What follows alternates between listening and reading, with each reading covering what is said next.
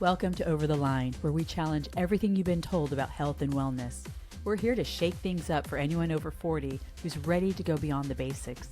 Join us as we dive into the radical side of fitness and mindset.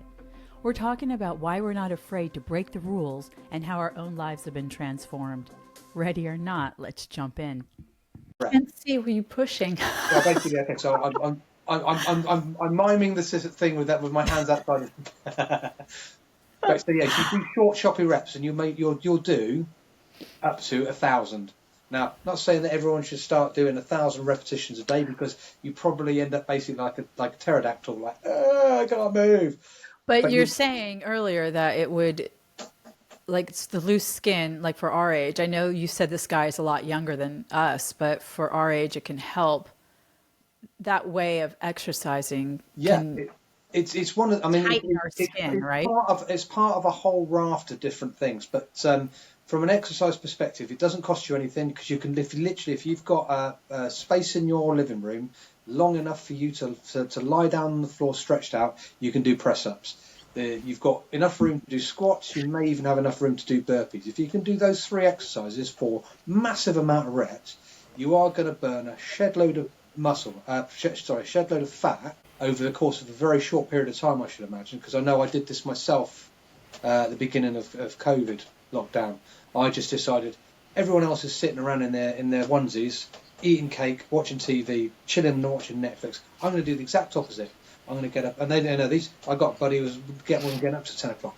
I was up at 4 o'clock in the morning. I was in my garage doing burpees and press ups and bodyweight squats and plyometric squats every single morning for 2 years. Wow, that's discipline. And I was angry. So literally, this was how I stopped murdering everybody. And yes. Okay. So do you think that's discipline? So what was the result of that? What was the result? Was I lost in 2 months? I lost 28 pound because just before COVID, I'd stopped powerlifting, where my body weight was. I think if I worked out this morning, I was 277. I was 277 at my heaviest, hovering around 265 to 270 most of the time, because my competition weight was whatever I wanted it to be. So when you did all that, did you lose muscle too? That's the interesting part of it. To begin with, in the first 2 months, I don't think I lost any muscle at all. But over the course of the 2 years, because of the dietary restrictions I was placing myself under as well, I was losing muscle. So I'm doing a similar thing now, not doing the 2 hours to 10 hours of burpees per day, because that's another thing as well. While I was controlling my diet using intermittent fasting, with keto, which I find that those two work really well. If you eat pizza and you drink a lot of Coke, probably not. But if you eat whole foods, 5,000 calories is a lot of food. It is. You go from eating 6 times a day with a pre, peri, and post workout shake, having snacks, and then eating junk at the end of the day as well, because you want to get those calories in. You're eating a lot of the time, so your gut's under stress. So your ability to shed fat is diminished, because your alimentary canal is overworking. As soon as you bring in the 16-8 intermittent fast, you're introducing yourself to not eating anymore. So that starvation, you're not going to starve while not eating for 16 hours, especially if 7-8 of those are spent in bed. You're not putting your head on there. So perimenopause and menopausal women should not be doing that. And this is what I heard from a holistic doctor who I follow. Her name's Laura Fontana or something like that. She's from California, I think. And the reason why is because it heightens our symptoms, our menopause symptoms, if we're fasting. So we need to eat. If it's just small bites, small throughout the day, but we need to sustain our metabolism, our body, and everything by eating. And again, like you said, it's not going to work if it's pizzas and all that crap that people eat, or even oatmeal and porridge, whatever. That's not going to work. It has to be protein and vegetables throughout the entire day. some fiber, maybe fruit. But we have to eat as women. And I'd even go as far as to say that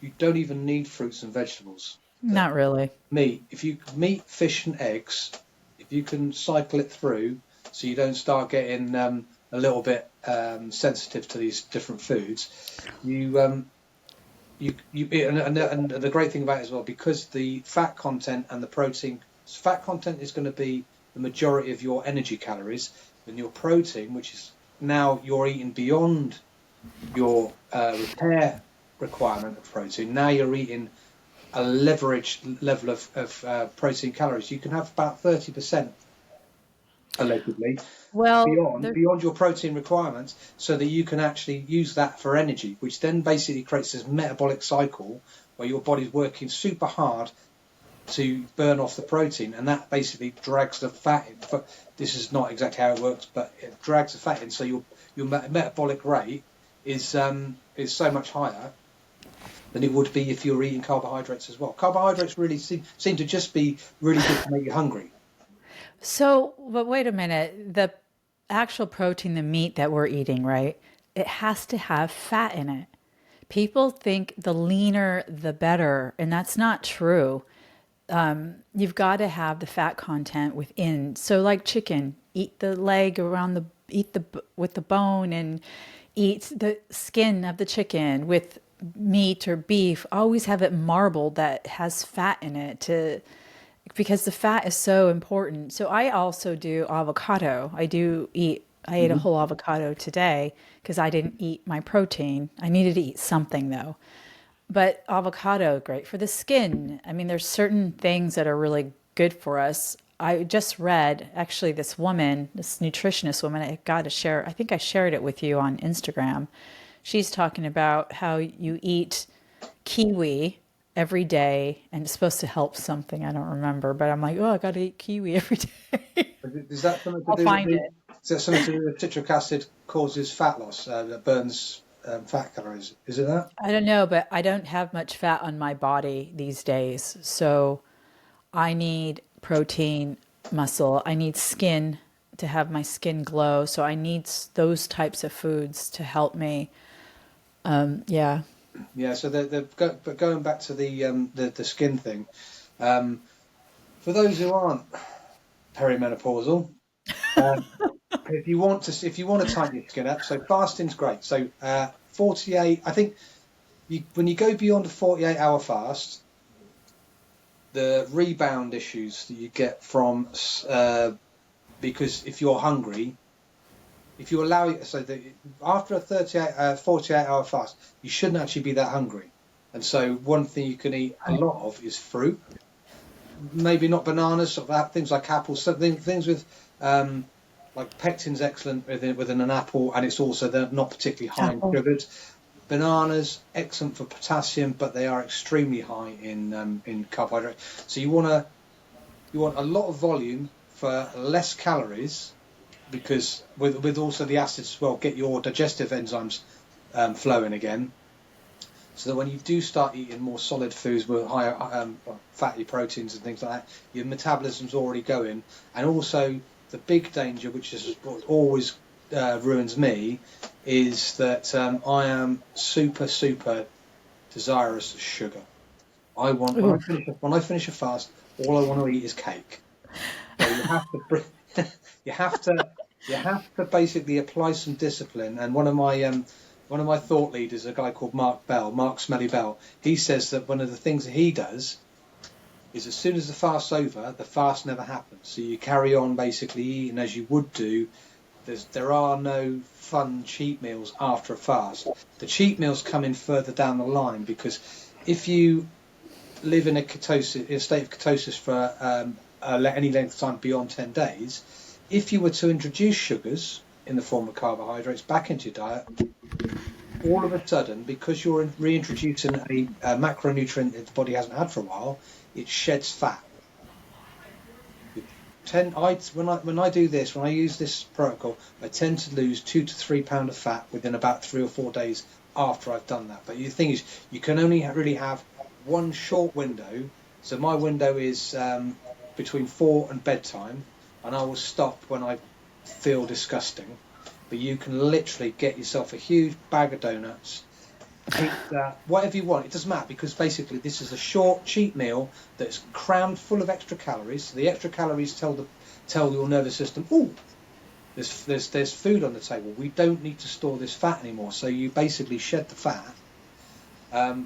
But if you carry that one into the next day, all of a sudden that stops happening. You go back into fat storage because insulin's spiked through the roof. And insulin's your storage hormone. It's one of the three master hormones as well. So you've got to try and your aim is to use your insulin to your advantage, but you basically want it to be minimum of 10 days doing keto or carnivore. So you're getting very, very little carbohydrate. When you do get the carbohydrates back in, your body loves it. Then you stop and you do it again.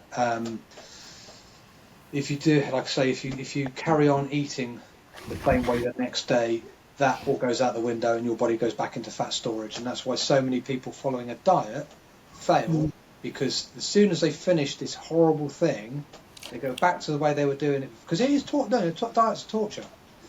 Except unless you do keto, but I've fallen in love with the carnivore one, because the extra protein means I'm not losing muscle anymore. I'm still maintaining muscle. And if I eat 30% above my protein requirements, which are not necessarily that high, but if I eat 30% more, all of a sudden I'm using that muscle to put more muscle on. So I'm super compensating any damage I'm causing in the gym or through my training or through my working day.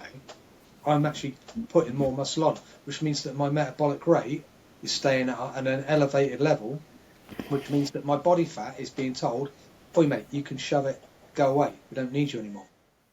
Yeah, but isn't there also your metabolic typing? So some people kind of are like vegetarian type for the metabolism. So them eating a bunch of meat with no protein no veg, greens or anything, wouldn't that affect their metabolism? Because we're all a bit different in our bodies. So that works for you. It may not work for the next person. I think, to be honest, it's one of those, because I mean, it's like this. I've not come to this. I started 6 weeks ago. It's been amazing. This has been a process of nearly 20 years. I mean, if you go back 40 years ago, I think, maybe not 40 years ago. If you go back to 1993, I think, was when I really started thinking about nutrition. And I followed that bodybuilding magazine diet of peanut butter sandwich, white egg omelettes, chicken breast with the skin cut off. Right, I remember that. The whole bodybuilding diet, which was the truth is that was a bodybuilding diet, but only for the last 3 to 6 weeks of a pre-competition thing. They don't tell you about the fact that they're eating 500 grams of high-fat minced beef every day. They don't tell you about all the junk food they're shoving in their diet. Because I know when I was training for strongman, yeah, every day I would have a malt loaf covered in butter after training, because the extra calories just go straight into repairing or the fueling for the next bit. And I was eating McDonald's 3 times a week, like 1,000 calories but this is before training as well. So I'm going into my training fully fed. I'm training with food in my stomach. I'm then drinking a protein shake halfway through. Drink a protein shake as soon as I finish. Then I do the malt loaf. Then I have all my meals as well. right. It was a glorious time. Well, us women just starved ourselves. I got to the point where I couldn't walk through a door in any of the doors in this house. If I tried to walk straight through, I would bounce my shoulders off the door frame and and have to walk sideways. That's how big I got. I was absolutely massive, and I was super strong. And then I injured myself in 2018, and I had to change. So that's where we come to this phase of my the diet regulation that I do now, which is based upon reading, applying. That didn't work. Try this thing. So the metabolic typing diet for me, what I come up of often is a mixed type, protein type, mixed type. But they're saying that you need veg, you need carbohydrate. If I cut out carbs completely for an elongated period of time, I don't need carbs at all. They become a treat somewhere along the line. So the other after 6 What do you think of potato? eating like potatoes and jacket potatoes I love a for, jacket potato. I mean, like basically smothered in but butter and covered in what's, cheese with tuna on it. Fantastic. That's one of my favourite meals. so is the potato, I was told the potato puts on weight. The potato isn't 100% nutritious. So what's your take on eating potatoes? Right. So anyone who's telling you that any macronutrient is going to put weight on your body is ignoring the fact that it's if you eat within the calories that you require for to maintain and also perform your daily tasks, nothing's going to happen. You're going to maintain weight. You might bob up a pound or two, drop down a pound or two. Nothing's going to happen. It's only when you're eating so much that of any carbohydrate source that your body goes into fat storage, because if it's not being used for energy, if Okay. you're not being used for instant energy, it's not used to be protein sparing, because fat and carbohydrate are both protein sparing, which means that you don't need as much protein as if you're only eating protein and fat. Yeah. If you've got your energy calories covered from fat and carbohydrate, you don't need as much protein. But if you cut back on your carbohydrate and fat and then leverage it with higher levels of protein, all of a sudden your muscles are going to start getting bigger and fuller, and you're going to start dropping weight. But because you're also, if you get your protein mostly from muscle or organ meats and fish, Yeah. chances are you're also going to start tightening up that skin again. So we're getting onto the loose skin thing. Because if you put Oh, more muscle whoa, on, whoa, whoa. Let's repeat that for me for a second. So it's the organ meats is what you're talking about, and like mackerel and salmon and that kind of thing will help with skin tightening. because it's protein and it's putting Oh, muscle. I So see. as your muscle, if you're training to build muscle, toning for ladies, Yeah. if you're training for toning, which is one of the industry words that just means putting muscle on, but not like jacked up like a bodybuilder. Yeah. It means you're because you know the sarcopenia that occurs as well. So sarcopenia is muscle loss. What occurs as you get older, you start losing muscle anyway. You start Yeah. shedding protein. It just goes away. And if you don't do anything about it, it's going to get worse and worse and worse. And so suddenly you find yourself sitting in a chair that you can't actually stand up out of. And at that point now you're an old age pensioner. Even if you're not on a pension, you could be a young age pensioner. You'd be a sack lying in a bed and having require the council to come around and get a crane to lift you out of your bed so you can go and use the toilet. We want to avoid all that. So you want to be doing training so that you're building muscle. At the very least, you're maintaining muscle the vast majority of the year round, and that requires a higher protein level, or I should say, really. Actually, to be fair, it obviously depends on what you're eating. So if you're eating carbohydrates and fats at optimal levels for muscle building, you don't need as much protein. But what I would say is, if you want to be lean, cut back on some of the carbs, cut back on some of the fat, and replace it with protein up to 30% above your maintenance level of protein. And you will find that you'll get exactly the same effect as you would do as if you're eating carbohydrates. But what you do get, if you cut out carbs, and when I say cut out carbs, you can have up to 50 grams per day to be in the keto window, allegedly. Somewhere between 20 and 50 seems to be the norm for the vast majority of people. You're in that keto window, you'll create ketone bodies, which is the fourth macronutrient. Your brain loves them. It might take a little while for your body to basically go, what is this? Where's my sugar? And you might get the physical lull, the mental lull. But as soon as your body's fat adapted and now you're using ketone bodies as the fourth macronutrient, you'll find that your mind's a lot clearer. You don't need to eat as much because you're burning ketones, which is body fat. All of a sudden, your appetite seems to dip, and that's Yeah. because insulin's no longer spiking. Insulin's now Right. your friend. Yeah.